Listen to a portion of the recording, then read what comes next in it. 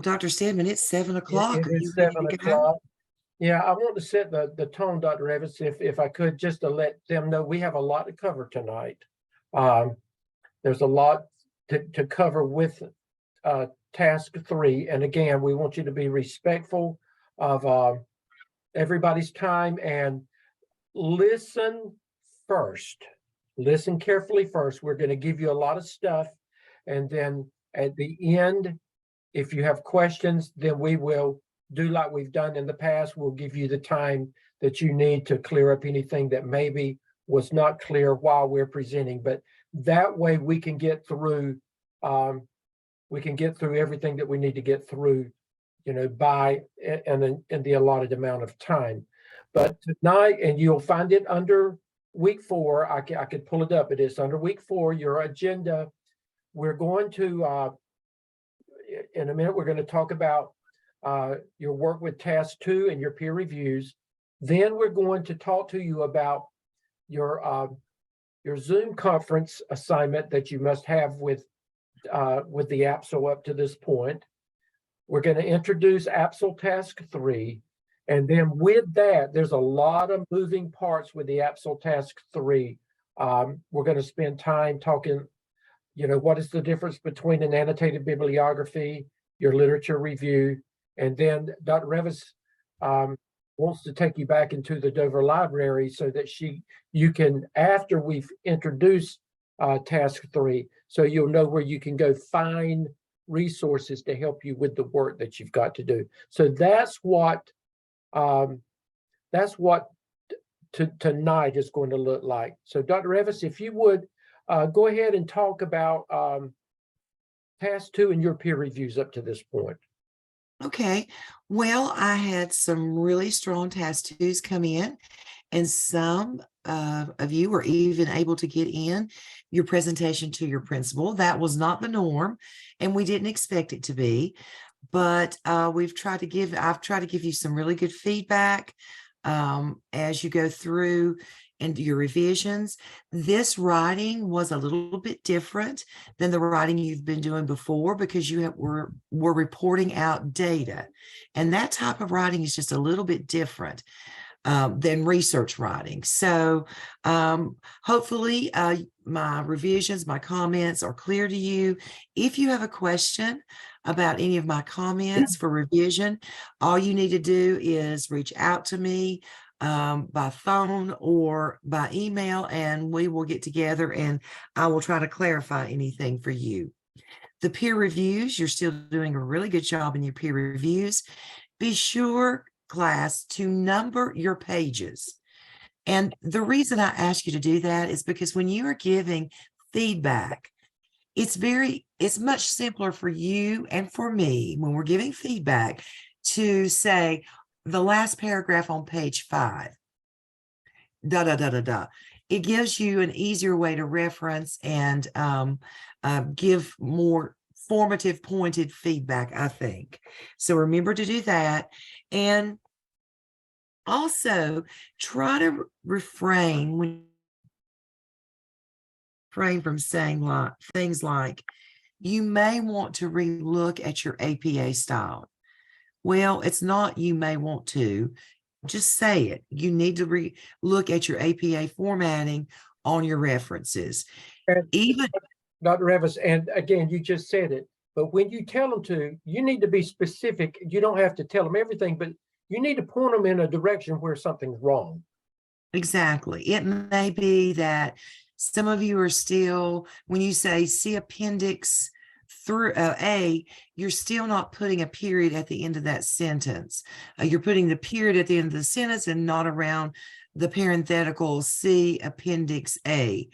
Little things like that. Give each other some hints, because folks, that will help you learn APA, and it also helps the reader, your classmate, understand APA a little bit better. So if I tell you you need more depth, that's what I'm talking about. You need to go into more depth and give an specific.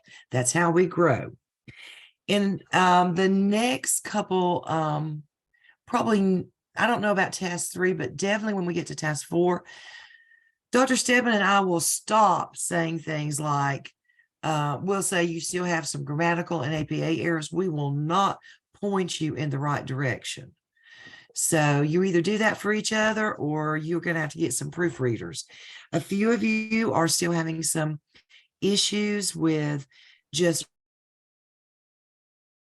we know that. If, you are turning in things that are not up to graduate level writing, you have a lot of sentence structure issues, you have grammatical issues or sentence fragments, you probably need to get someone at your school, a good English teacher who's a good friend who owes you a favor, to proofread your papers before you turn them in. Because at this point in your educational career, you should not be writing in sentence fragments, and you should be able to get subject verb agreements and those kinds of things taken care of. It's very easy when you're proofreading your own work that your mind just fills right in with the right words. That's why it's always a good idea to get someone to proofread your work. Peer reviews, keep them coming. Depth, don't use wiggle words. We need to learn to be comfortable being direct. And Dr. Stedman? I probably was. Now I had a lot of excellent peer reviews. I still had some that were not turned in on time this afternoon by 6 o'clock. And when you do turn them in, I'm sorry, I take points away because those are the rules. And so I'm going to take points away if they were not here on time. It's not fair to the others that are doing what they're supposed to do, and you have to balance your time. So I'm just putting it out there. Excellent. And I will do that as well. I will take points off, and you do not get to do peer reviews. Yeah. Excellent peer reviews from many of you. I will tell you that there may be 3 or 4 you backslid on me. You need to get saved again, and you need to do it right. You need to. The purpose is you need to practice to be thorough. Now, some of the work, if the work was almost excellent work, it's hard. It's hard to do peer, but still with that, that's not fair when you become a principal to not provide valid feedback to those teachers that are doing top-notch work. So you've got to learn how to say those things as well. And I will tell you this, Dr. Revis and I, we read your work. Now, we may miss an item or something. My eye's not going to see everything sometimes. But when I look at a peer review and it says, I've used green highlighting, Dr. Revis, and I have highlighted a lot of green stuff on somebody's paper. And then I go back and I look and I see where it says, that I saw no weaknesses. I got a problem with that. So just know that we take this seriously, and it's for you. But I had, Dr. Revis, I had several, and that's unusual at this juncture. I had several that I considered them perfect task 2s from the very beginning, several. And kudos to them. That is outstanding. Very professionally written, done. I was very pleased with that. And then I've had 3 or 4 that have already turned it around and made the edits that it needs to be. It goes back to APA. Dr. Revis and I, we can't learn that for you. You've got to learn it. Now, by now, you should not be making the same mistakes that you made week 1. You should learn and grow from that. And again, with the peer reviews, call it like it is. Do it very nicely, but call it like it is. Don't sugarcoat it. You can say nice things, but you can say, now look, you need to fix this, and you need to say, we're into week 4, at this point, you need to practice just like you were a principal and you are having to provide this kind of feedback to your staff, to your teachers. So, hit the hearts up, do it nicely, do it professionally, but be real with it. Okay. That's the challenge. Now, the more you do these, I will tell you, by the time you get to task 3, with some of them, you're going to say, what else can I say? Figure it out. That's part of the job. You figure it out. By the time you get to task 4, you really are going to start. If you had hair, I don't have any to pull out, but if you had hair to pull out, you'd start saying, I don't know what else to say. Figure it out. We challenge you to figure it out. Now, again, some of you are doing super, super excellent jobs. Some of you are doing good jobs. I think it could be better, and I challenge you to take it to the next level. Now, in mine, if I said that you provided basic feedback, that means you did the job, but you didn't do a good job. And I'm being real with you. Now, Dr. Revis, this next time I've been a little more lenient with my grading on them. I'm going to buckle down on the 3rd peer review, and my points, you'll earn your points for these peer reviews, okay? That's my challenge out there to you. But overall, excellent. I was very, very pleased with the work that I got this week. Let me share the screen, and while you're doing that, Dr. Stedman, let me just say, when you're a principal, some of the hardest staff to give formative feedback to are going to be your strongest teachers.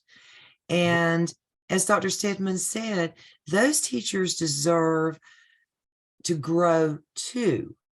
And sometimes it's hard to find things to challenge them on, but that's what we do. We want everybody growing. Everybody can improve.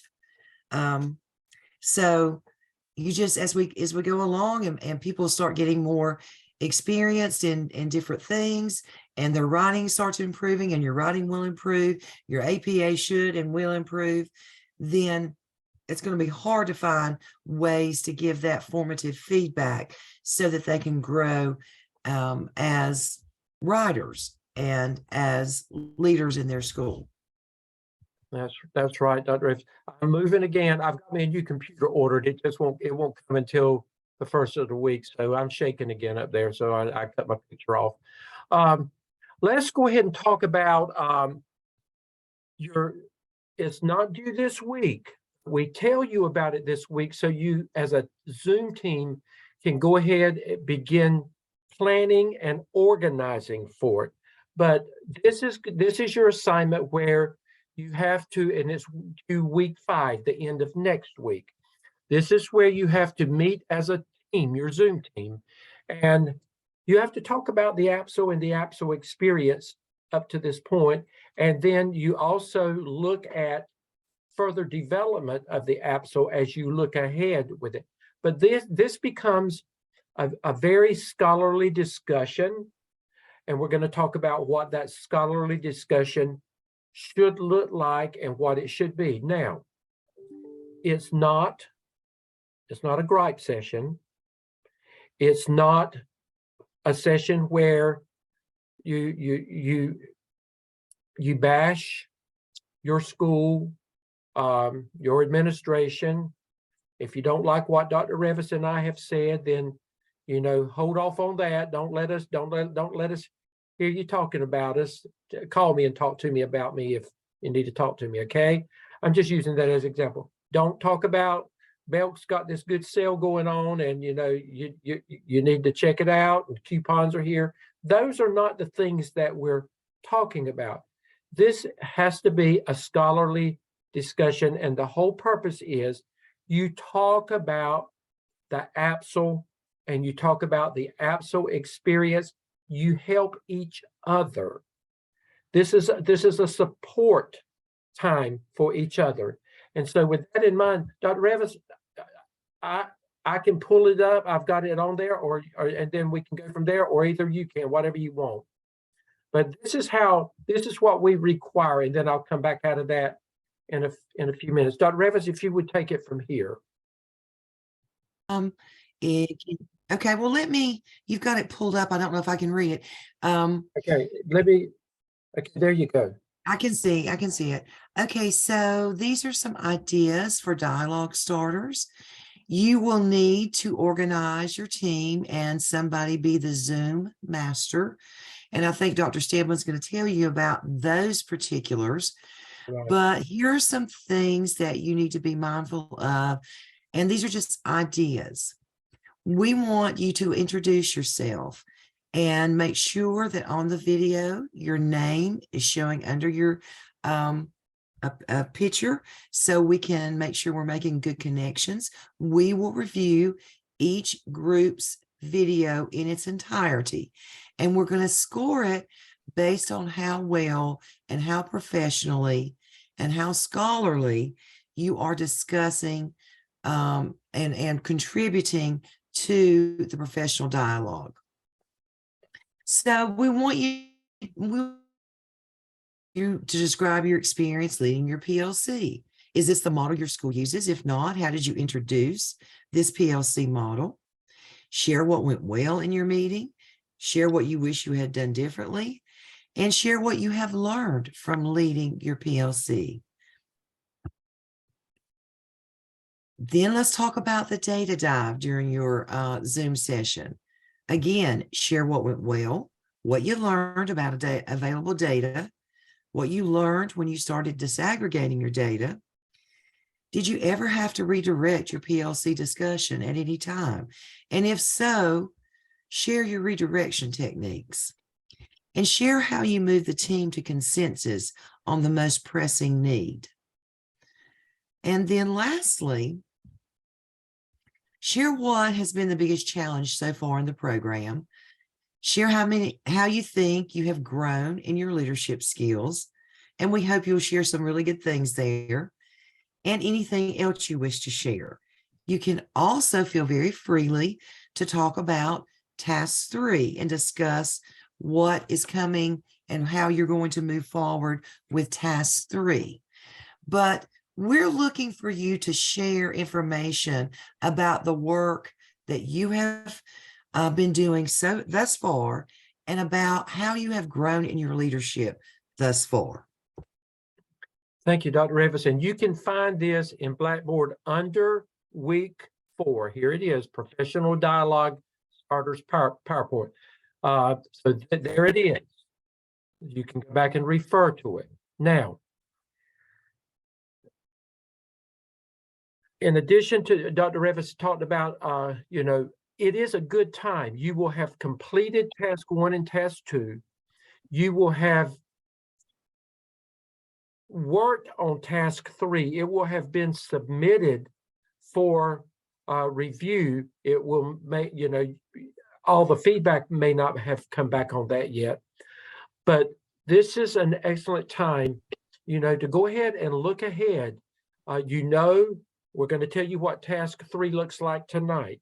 Then task 4 is going to actually be your plan of action. We're not going to get into that tonight, but you need to know that that's coming. So when you're talking about this, then, be a support group to each other. Once you've done this other, just talk about, if there's anything you're struggling with, just say, I need help with so-and-so. How did you do so-and-so? And then somebody in there can become the expert because you've already done it, and you can talk about those things that's going to help the people in your group. But again, as a team, you've got to decide who is going to be the Zoom leader, the Zoom master. Your job is that you set up the Zoom meeting, you work with your team, and you get your consensus is that you have a time that y'all have agreed to come together. Now, my advice would be, this is my advice. You will have completed task 1 and task 2. You will be into task 3. You've got a lot of stuff going on next week. If it were me, I'd get with my team and I'd do this weekend sometime. That's your decision. I would do it because if not, then guess what? It'll come up Monday, Tuesday, Wednesday of next week. Then you don't want to wait to the last minute, run out of time. You don't have to do it. You can actually wait until next week because it's not due until next week. But if you can plan and just go ahead and plan. And again, whether it's this weekend or whether it's next week, you need to put a plan in action. You need to go ahead and decide when it's going to be. And remember, the person that is the Zoom master, you have to provide them with the link to join. You've set up your Zoom account. You have to provide them with the link to join. You send it out to all of your team members. You establish an agenda. You should have an agenda, and it should be up there. You follow the agenda. Remember, as the leader, it's your job. If people start chasing rabbits, you got to stop them from chasing rabbits, and you've got to get them back on track. We're going to look for your leadership as well. And guess what?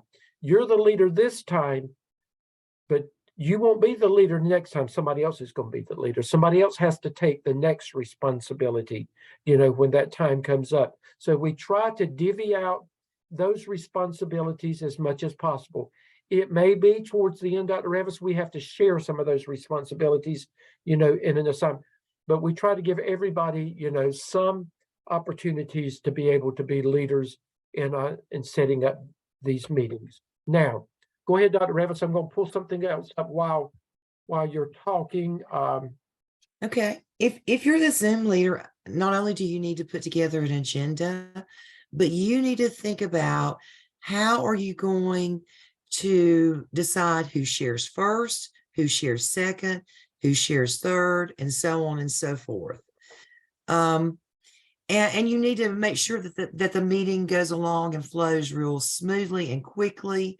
You might want to set some norms or review your norms about we don't interrupt each other. We make sure that we stay on task, whatever. But as the leader, we're going to be looking for your leadership skills. And some of you are very comfortable in leading PLCs and sessions with adults. Some of you may have never done that. But hopefully before the semester's over, everybody gets an opportunity to lead a Zoom PLC that we will watch, and it will be for a grade. So if you're the Zoom leader this time, it is very important that you prepare and pre-plan and have an agenda. I like to see a PowerPoint. That helps move that on. You don't have to, that's not a requirement, but I just make some suggestions based on what we have seen before. Okay, and where does this go? When you get it done, guess what?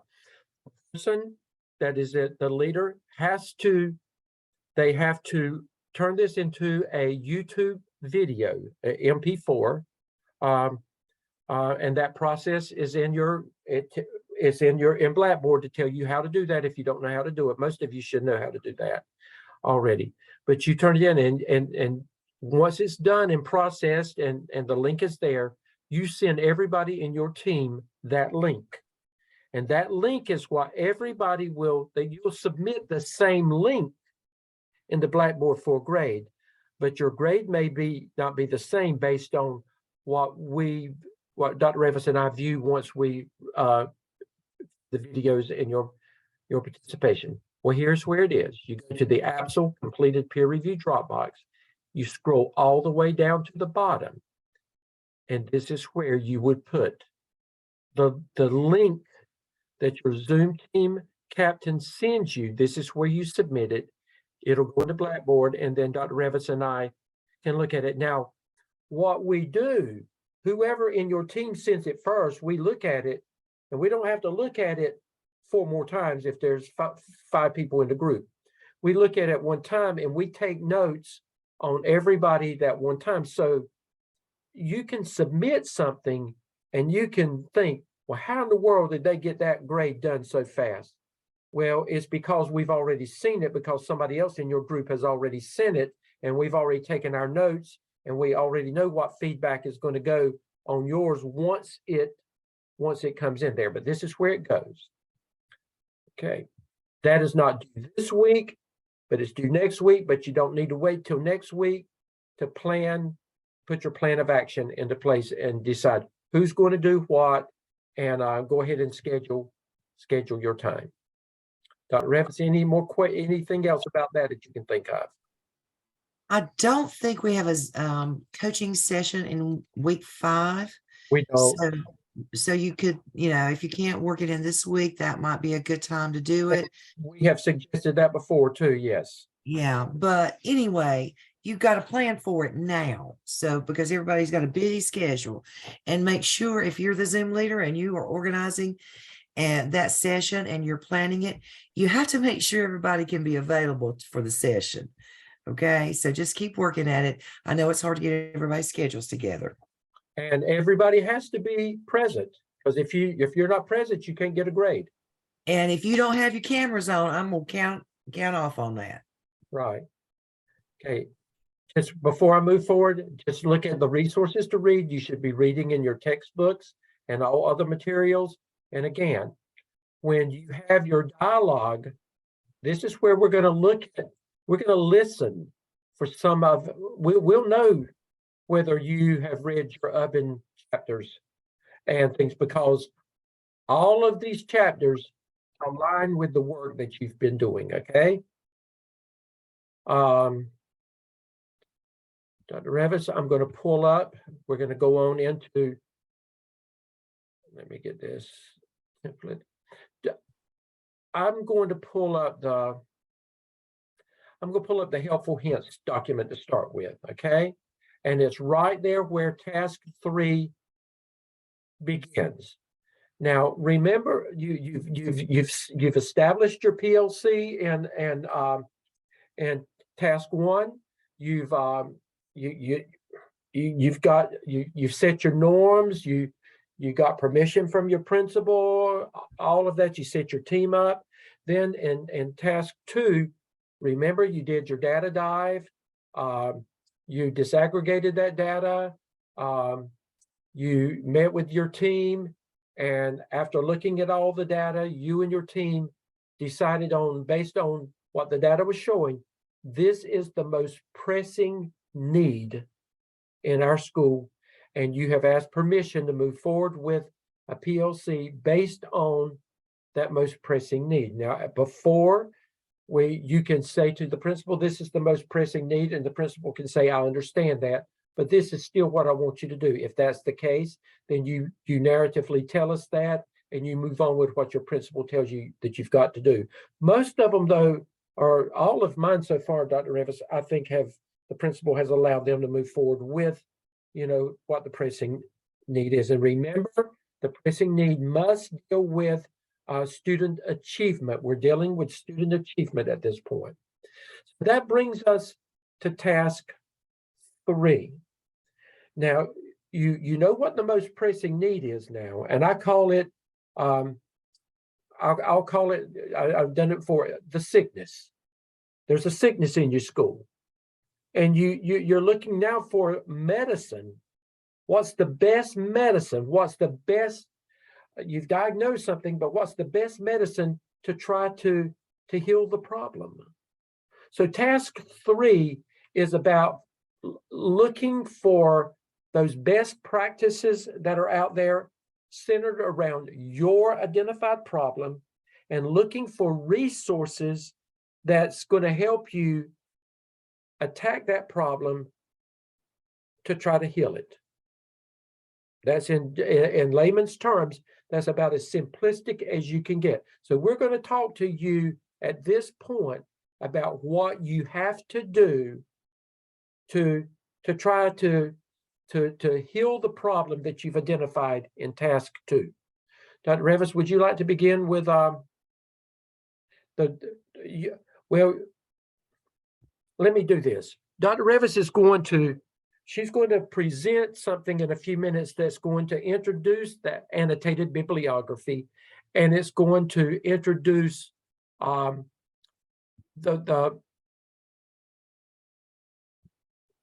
lit review that you've got to do based on that problem. So let's just quickly go through this. Again, use your helpful hints as your guide. as your guide, but then and your template to put in. But the information Dr. Revis is going to give you is going to help you better understand this. You're going to create an annotated bibliography, and that annotated bibliography is going to be based on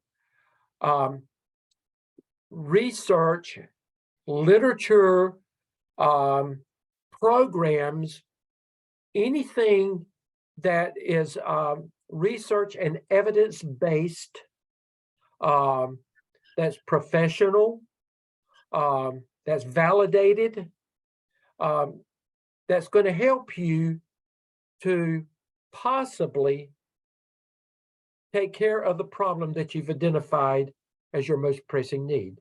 Now, with that annotated bibliography, and we're going to go into much more detail in a minute, you're going to have a minimum of 5 regular resources and a minimum of 3 online resources. And we'll talk about that later. I'm just showing you that it's here, and you refer to your helpful hints. Then you're going to do a mini research section, and it doesn't have to be in this order. We're just talking about it, and Dr. Revis will talk about that as well. In your mini research paper, you will have a minimum of 3 references in that specifically talks about whatever your identified problem. If it's literacy, then your research is going to be on literacy for elementary schools, or if it's math, and you've identified a particular area in math, then your research is going to be on that particular area in math. Whatever it is, the research must be focused specifically on what it is that you have identified as that problem. And then, and these are examples. We've provided you what a literature review looks like. We've provided you an example of what an annotated bibliography looks like. It's in your helpful hints.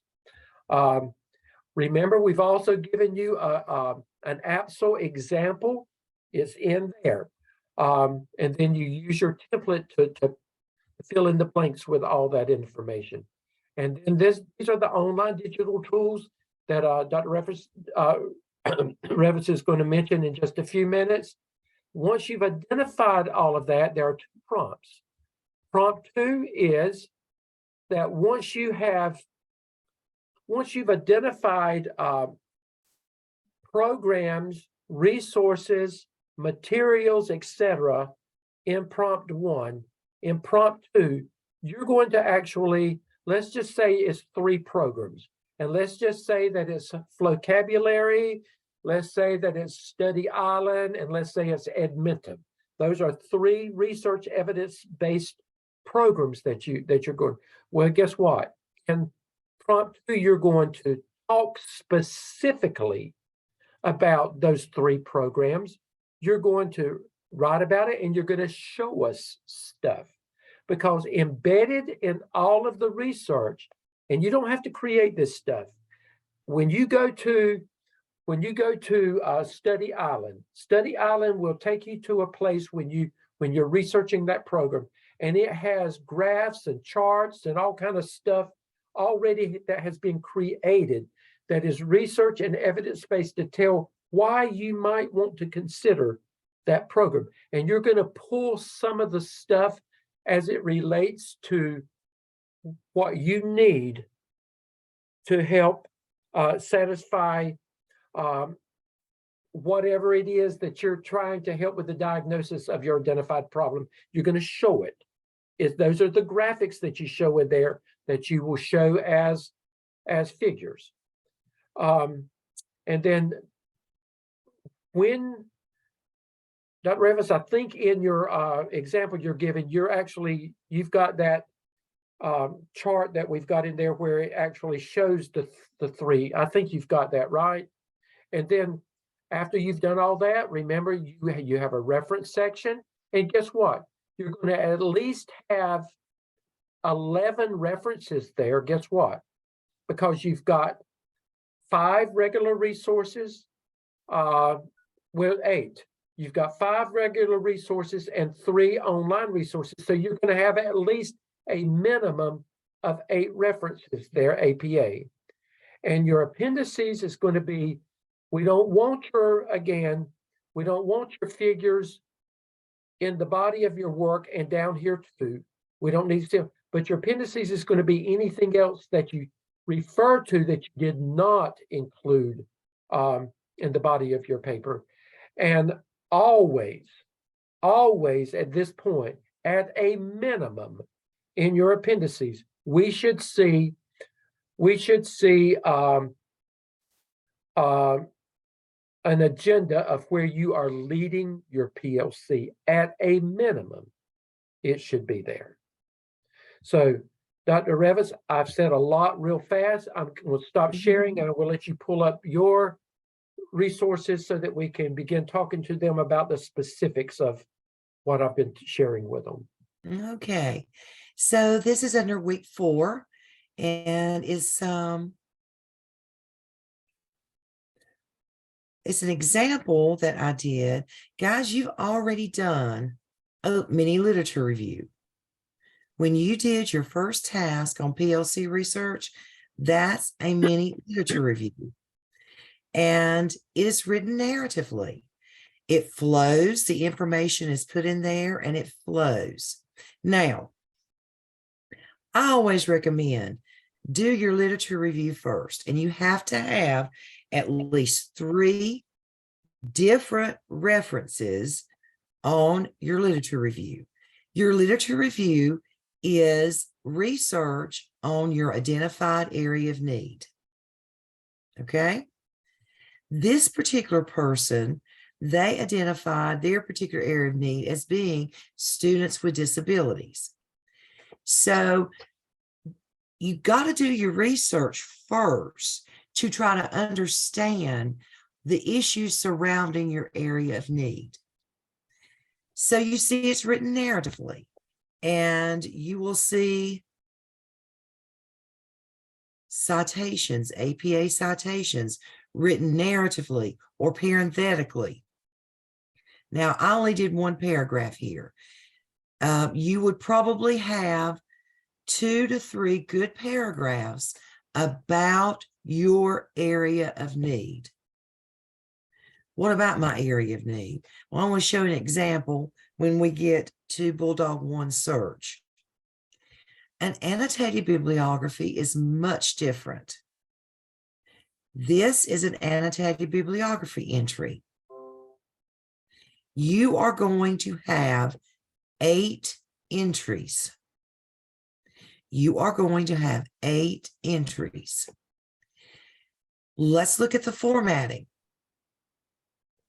You format an annotated bibliography entry just like you do in your reference page, if this was a reference. The hanging indent. And look also, my description of this bibliography entry is also a hanging indent. Here you're going to look for, in your annotated bibliography, you're going to look for solutions.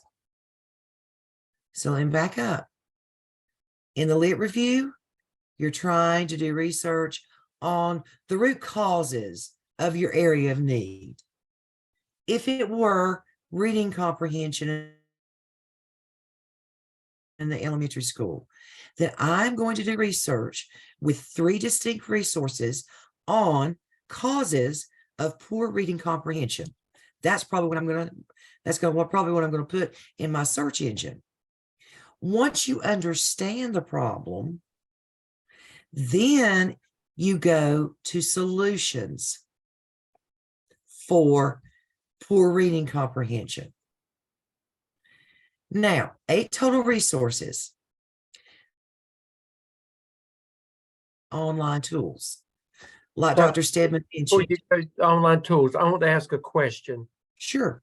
When I'm doing my annotated bibliography, and you know, when I a lot of times you can go in there and you can find when you look for your regular resources, you can find where they've put abbreviated synopsis of what those programs are like. I want to just copy and paste it and put it in my paper. Can I do that? Can I just copy and paste No, what you they need to go. No, what will happen when they turn it in at the end if they just copy and paste? What's going to happen? You're gonna get a high turn it in similarity report. Okay. So it's good to find a suggestion for an online resource, but then you need to research yourself that online resource. I recommend while you're in the library that you really look at solutions to reading comprehension, poor reading comprehension. You're not going to find a lot of online tools there, but you will find best practices, research-based programs, those kinds of things. You will not find a lot of mention of online tools and a description of that online tool there. You're going to have to go to Google Scholar for your online tools. But while you're doing your annotated bibliography entry, ideas of suggestions of online tools that have shown to address your most pressing need as a solution. Dr. Evans, I already have Study Island at my school. That's when I'm going to use that. No, we're looking for something new because, friends, if Study Island addressed your most pressing need, it would not be a pressing need. So you need to go and find something different that you are going to present to your PLC and you're going to talk about with your PLC. So are we ready then? Dr. Evans, I'm going to ask one more question. We have Study Island, but we got just a basic program. There are additional components of Study Island that would address some of my needs if the school was willing to buy them. Can I consider Study Island if there are different levels that we have not purchased? I would the answer to I would say yes on that one. Okay.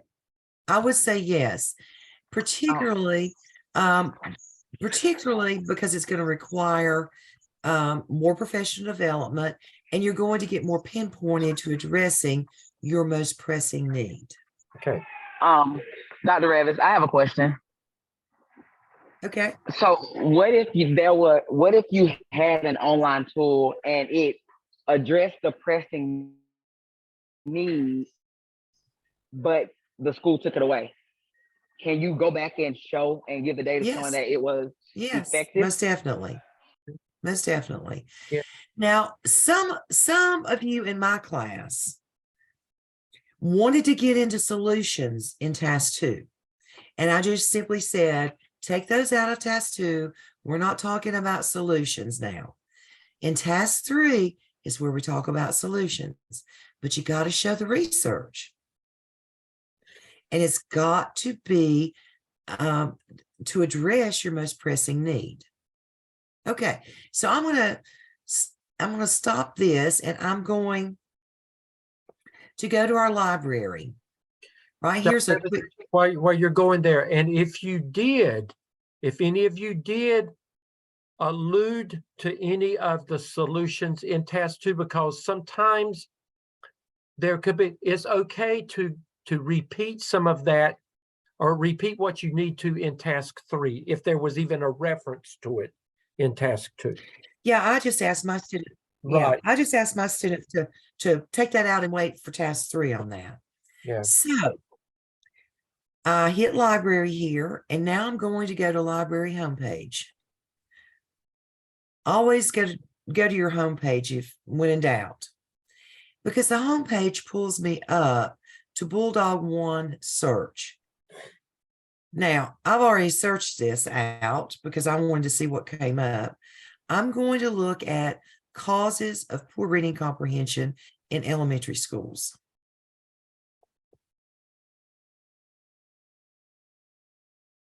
I just typed that in. Now, I'm going to go down here to my publication date. Guys, I don't want to go 10 years back. I'm going to go in the last 5 years. 10 years is old news, right? And I typically exclude books, and you probably won't either. So I go here, and I can promise you, because I was assistant superintendent for curriculum and instruction, I can promise you in your literature review, I'm focusing on my literature review right now. I'm going to find that some of the root causes of poor reading comprehension are vocabulary and lack of fluency. I can promise you that. And then when you have a lack of fluency, you're going to find that a lot of that is grounded in lack of decoding. So I know a lot about my content area, but I have got to look at research. Well, this one right here, that's probably a really good reference because it is talking about vocabulary. That one might be a good one.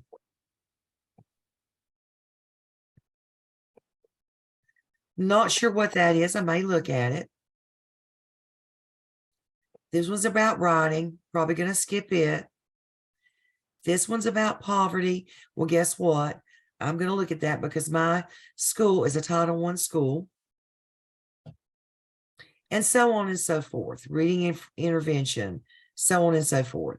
So I've got to find 3 references that talk about causes of poor reading comprehension. Okay? Now, that goes in my literature review. It's a narrative. If I select this as a reference, it's going to be referenced in my narrative, either parenthetically or as a narrative citation. And it's going to appear in my reference section. Now, let's say I've done that. Now I want to look at solutions.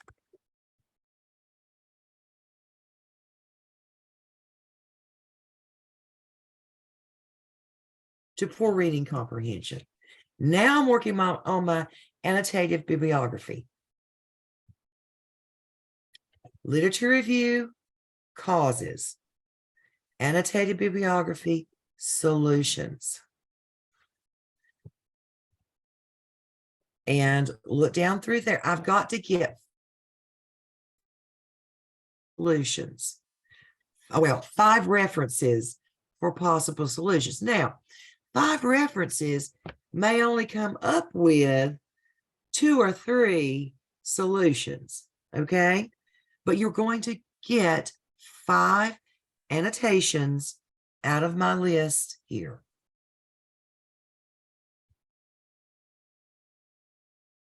I probably wouldn't use that one. That's in South Africa.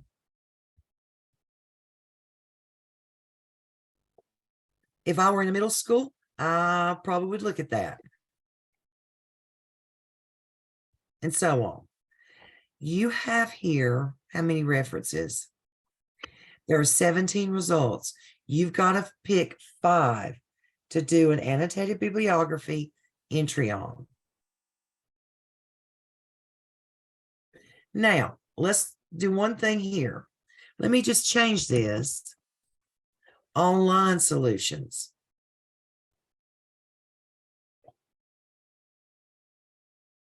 You might find something, but it goes down to 7 results. Internet Plus is something, if you were in middle school, you might want to look at.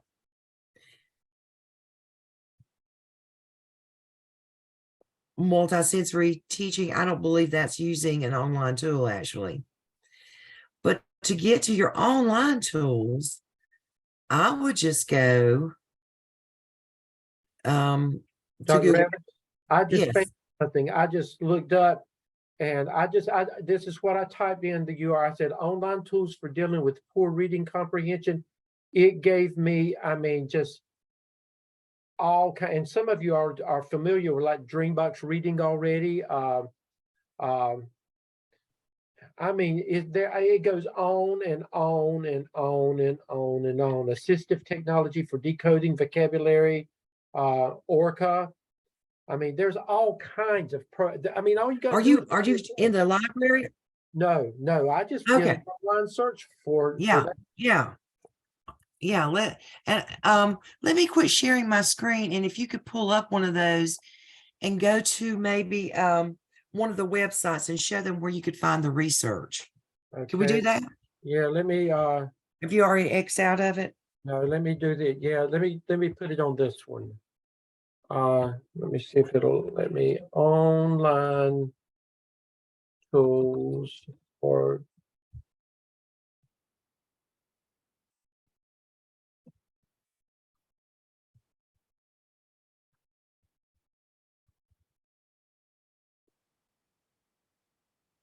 okay, here we go. Can you see that? That IXL, I know some of you probably are familiar with that, maybe and have it in school. Okay. But I mean, what you will have to do is spend time. Some of it's not relevant, but there's a lot of it that is relevant. And when you click on one of these where it leads you to other resources. I mean, it will be easy to find. Once you start your research, it'll be easy to find what you need based on it goes on and on and on. I mean, Let's go back up there to that IXL, that first one. okay. Well, there it is right there. Okay. Where now? Let's do reading eggs. That's fine. Where? Tell me where you are. Right here? I'm right there. Yes. And let's just go there.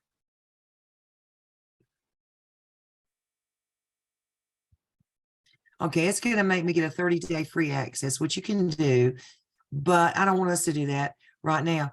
But once you get into the website, all of these programs are going to have a drop-down tab that will talk about the research behind the program. But Now, the reason being is you can't use Title I funds unless that program has a research base. So you will be able to find the research for those online tools, and they will give you some tables and charts and graphs, and you can duplicate those to present, to put in your paper impromptu, and to present to your team. right. Okay, Dr. I'm sorry, I Reagan, have a question in the chat. go ahead, Dion. Well, I was asking to piggyback on what you were asking before. What if it's something that we have, but we're not using it? So for example, we have MTSS and GCS has vetted a whole bunch of standard treatment protocols. And actually, even one of the ones you just pulled up, IXL, we have it, but we've not been using it. So if my research shows, for example, that IXL is a wonderful tool for my need, can I go ahead then and use it even though it's something that is already present in my school, but it's only being used basically when I looked at it by 2 departments, which was like Spanish and social studies? I would say yes, Dr. Revis, on that, because it needs to be a school-wide tool that's being used. Okay, thank you. You're welcome. Dr. Stemlin, can we go back to that helpful hints and Sure. impromptu and see if that has the comparison chart? Okay. I know where it is though. I've got to. Okay. Let me close this stuff. Once I go out, I get lost sometime. I know where that is though. It's in the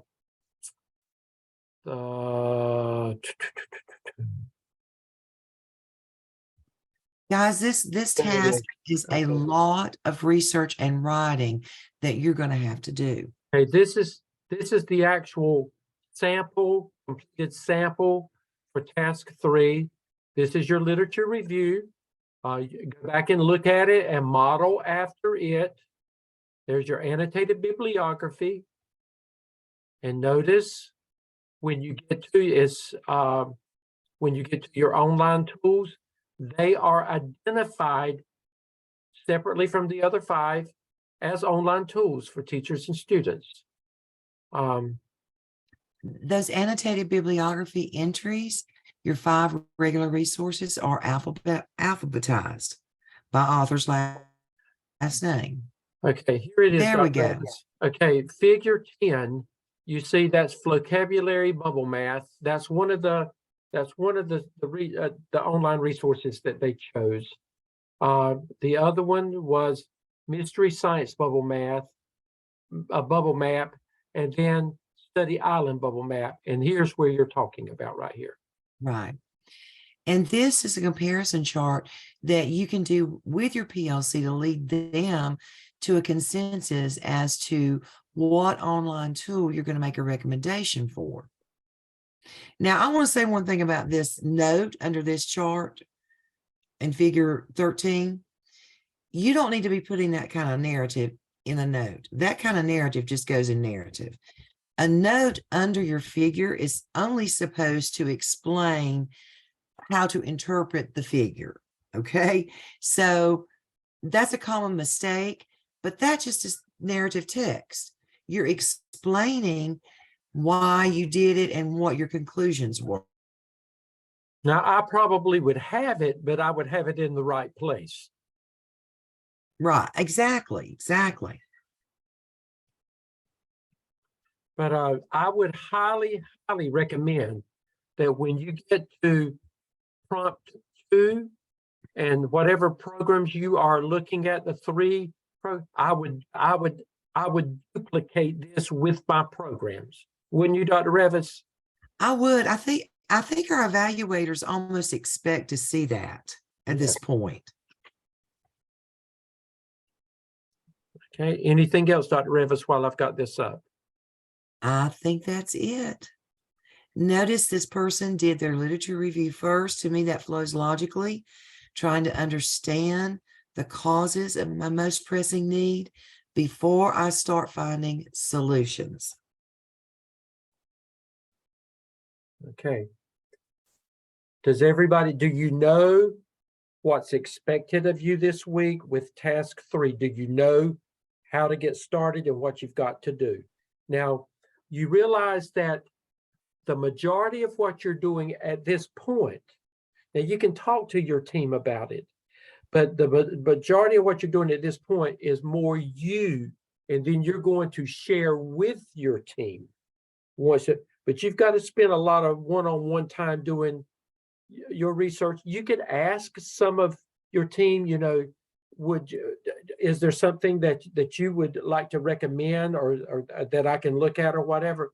But you're going to be doing a lot of more independent work, and then you're going to lead your team into what you found. Okay. And I will say this is probably the task that requires you to do definitely the most independent research work and writing that you're going to have in the AAPSL. So you've got a lot of work that you've got to get started on this week. Or not started on, but completed this week. And I don't know what your night looks like. My challenge to you is after you get your shower tonight, supper, get kids in bed, if you've got children or whatever, I would spend a little bit of time, quiet time, thinking about this and actually getting started on it tonight. If you do, it will help you flow more easily the rest of the week with the work that you've got to do. If you would just spend a little bit of time tonight getting started on it. Any questions at this point? Remember what week? Okay, we're going to ask a question. What week are we in? 4th week. Look who's still here. What did we tell you? And Dr. Revis, you know what? Most of them have passed boot camp. Most of them That's have right. boot camp, but we told you 4 weeks, and already I can see it. Can't you see where it's all assimilating, where it's starting to come together, and you're getting an understanding of how the puzzle pieces come together with it? It's making sense, isn't it? I can tell. And let me say this about the AAPSL Authentic Task. Getting your staff and leading your staff through a data dive is one thing. But all too often they want to start jumping in and they hear about a program another school's had. Well, number one, you got to do some research. Does that program even address your needs? Is it applicable to what you're trying to improve? You don't know that without research. We're notorious for looking down the road and cherry picking programs. Don't even know if they address your need. You've got to stop and do the research. Okay, Tara, I had a question. Yes, I was just going to ask, so I know it's a lot of, you said, one-on-one with us doing the research and getting it together to be able to present to our PLC. So I was just kind of wrapping my brain around it. So in doing this, it's going to be hard to have another meeting this week, but yet we need to have that meeting with them before we finish task 3 and submit it, right? Well, you can turn your work in, and you can put a disclaimer in there, and you can actually meet with your team and share these things with them the first of the week. Right, and before you submit it for final. Yeah, for a final. Okay, so just like we did. Right, just like you did before. We understand that. Okay, I was trying to wrap my brain around it, and I thought, oh my gosh. Right. So, okay. Right. And remember, with qualitative research, a lot of it's informal. When you may not be with all of your team at one time, but if you're with one of them, you can say, Kathleen may be, at your school, and you say, Kathleen, this is what I'm doing. What do you think about? And, that becomes a part of, that's informal research right there. Right. So, consider that as well. Okay. And also just one other, this is not relevant to that, but when we have to turn our task back in after revision has been made, do we also, I emailed Dr. Revis, I think earlier today, but I know you're busy. Do we turn that back into the Blackboard like we did the original submission? And Right. just put a revision on it? Okay. Yes. I just want to make sure. Back in that original thread, okay? Yes, ma'am. And the reason we say the original thread is because it keeps our comments up there. If you start a new thread, I don't know what I told you to do. I have to go back and pull that old one up. So put it back in the original thread. Right. And task 3, your principal or assistant principal may be a part of your PLC, and you'll be sharing with them, but you do not have to present task 3 to your administration. You will pull, once you decide on the program that you want to recommend or whatever, that becomes a part of what you present when you do your action plan for task 4. So you don't have to present formally to your principal again until you get through with task 4, okay? Okay, let's pop back, if you don't mind, Dr. Stedman. Let's pop back to our agenda to make sure everybody understands what's due this Sunday. Okay. Remember, if you have revisions, you need to have that turned around to me by Thursday. All right? Okay. Okay. This is where we are this week, week 4. If it's week 3, that means it should have already been done. Week 4. You turn your revisions in for task 3 by Thursday, and your final has to be in to the AAPSL assignment Dropbox by Sunday. Your AAPSL Task 3 draft is doing discussion board by this Sunday at 9. Understanding that you may not have been able to meet with your PLC to complete prompt 2. Get everything ready if you can't, but we'll let you have that leeway. You And- also have to do task 2 peer reviews. They to should the have been turned in tonight. Right. Those 2 peer reviews should be tonight. Okay. Okay. And just remember, we have a coaching session. Your final one for a while is this Thursday at 7 o'clock. And Dr. Lamb, Dr. Revis, we were supposed to remind them, you should have gotten your email from Watermark about Task Stream. And remember, you should have already done. Remember, Dr. Lamb said you've 48 hours to turn that around. Now, if you haven't done that, then your account may have died already, and you need to send Dr. Lamb an email and just tell him that you messed up and fess up and tell him that you haven't done it, because he's going to need it. You're going to need to be in there by Thursday night, right, Dr. Revis? Got to take the time to do it within 48 hours of when you receive it. So I thought some of them were coming through last Saturday. So I sent this urgent email out. I'm sorry. I thought they were already been sent out. He did say that they were. Yeah. Yeah, he said that he had done everything then that he needed to do. Everybody should have gotten it. If you didn't get it, then you need to let Dr. Lamb know. I don't know why this is not cooperating, Doctor. There it is. And this is the week look at week 5 responsibilities, what's coming up. So you can go ahead and be thinking about things. Next week, not this week, remember task 3 will be due for final next week. Your peer reviews next Tuesday by 6 o'clock. And your AAPSL Task 1 Zoom conference will be at the end of week 5 as well. So that's where we are. Guys, keep in the habit of checking your Gardner Web email at least twice a day. We still are getting emails from your clinical coaches saying they have emailed you repeatedly and cannot get you to respond to have a coaching session with you and your internship supervisor. You've got to check those emails, your Gardner Web email. Unfortunately, we will not try to connect with you through your school email or your personal email. We will only do Gardner Web. And unfortunately, there's no way to forward that any longer to your personal email.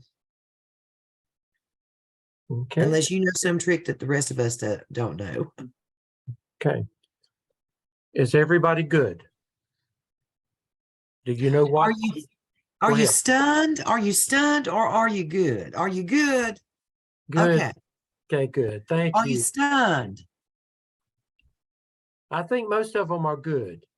I guess, Terry, you can both.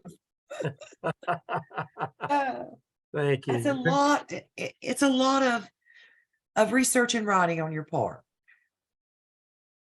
And we get that. Remember your APA formatting. And we do expect you to apply that in your literature review and in your annotated bibliography entries. Okay, Kathleen? I have a specific question for the peer reviews. I just want to double check, is Patrice Mitchell not in the course anymore? I talked with Patrice today, and she is behind, but wants to try to continue. So Okay. at this point, if you're assigned to Patrice, I would move on to somebody else. And she's just going to have to do this without peer reviews until she can get called up. Okay, because we had a schedule and our schedule has been messed up because we have a couple people that dropped. So if we don't include her in the schedule moving forward, or we should include her and expect, or just leave her out? I would include her, and when she can get called up, she will participate. But now Kathleen, she would need to be a part of, she's expected to be a part of that, the Zoom meeting that you have to have, no matter where she is with Tess. She has to be in that meeting, or should be in that meeting. Yeah, I just was trying to make sure that everybody was getting the 2 peer reviews, but it got a little bit tricky with, we've had a couple people leave. So is it okay if some people don't end up with 2? Right. Sometimes that may happen, yes. I think somehow I ended up with 3 this time. So, I Um, saw that. I saw that. Well, you have good work, so that's great. thank you. Okay, other questions before we leave? I kind of had a question along those lines as well. And our Zoom team number 1, we have 4, but then one person I haven't seen board and they haven't done a review. So it's Marcella Burton. I'm trying to get in touch with her. Okay, so we just haven't moved on. Go ahead and include her Okay. until she officially drops. Right. Okay? And I would say Tara, Kathleen, and anybody else, if you've got somebody that has not done any at all, then just look until you see that they are participating. Work with the team you've got, even if you have to go back and revamp temporarily. Just work with what you've got. Okay. And let me just say this, guys. We all have things that happen in our lives and whatever, but I have had candidates in this program say if it were not for their Zoom team supporting them and encouraging them through a tough time, they would not have set the class out. So you are a vital part. And I just ask that, you be patient and show people kindness. Do not let them slow you down. We do not want that at all. But let's just be good Christians. And if they finally drop and can't catch up, I will go in and either mark through their name or take them off. Okay. Right.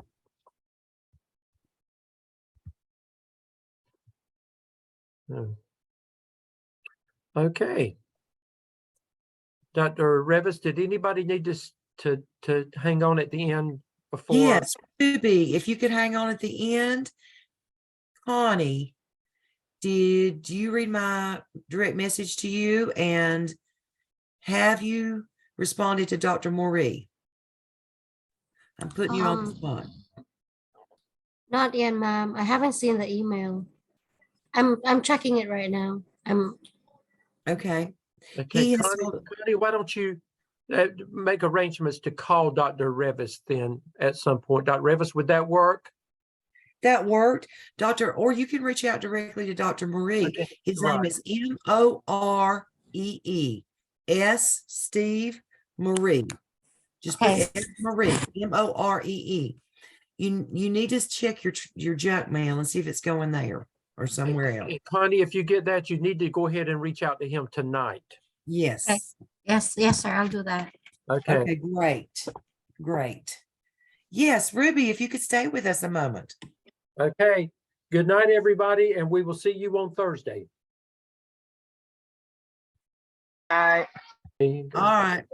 Okay, I'll see you. All right. Bye-bye. Bye.